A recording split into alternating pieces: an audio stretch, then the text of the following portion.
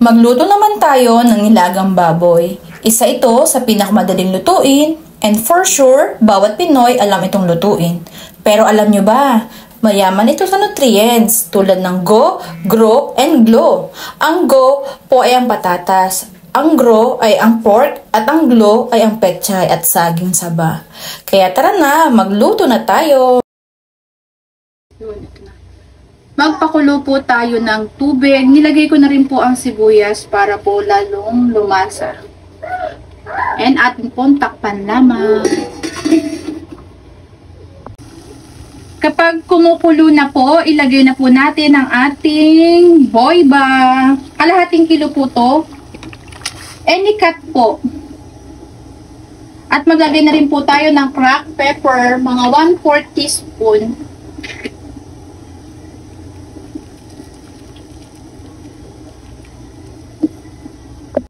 Kapag malambot na po ang ating pork, mga 10 minutes na papapakulo, ilagay na po natin ang ating saging saba, mga 4 pieces ng saging sabang hinog.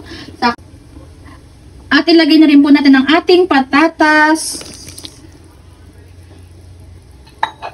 At maglagay din po tayo ng pork broth cubes. At haluin lang po natin ng saglit. At takpan muli para maluto po ang ating saging saba at patatas. Check po natin kung malambot na ang ating patatas at saba. Okay? And then titikman po natin kung okay na po. Wala pa po sa asin. At lagay na rin po natin ang matigas na part ng ating pechay.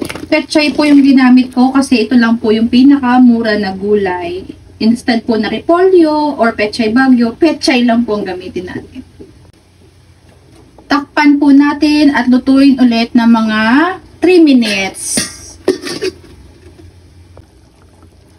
After 3 minutes po, ilagay na rin po natin ang dahon ng pechay.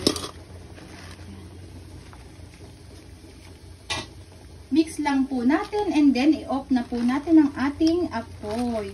Yes po, hindi na po natin kailangan lutuin pa itong pechay kasi yung pong init mula sa sabaw ng ating nilaga ay maluluto pa rin po ang ating pechay.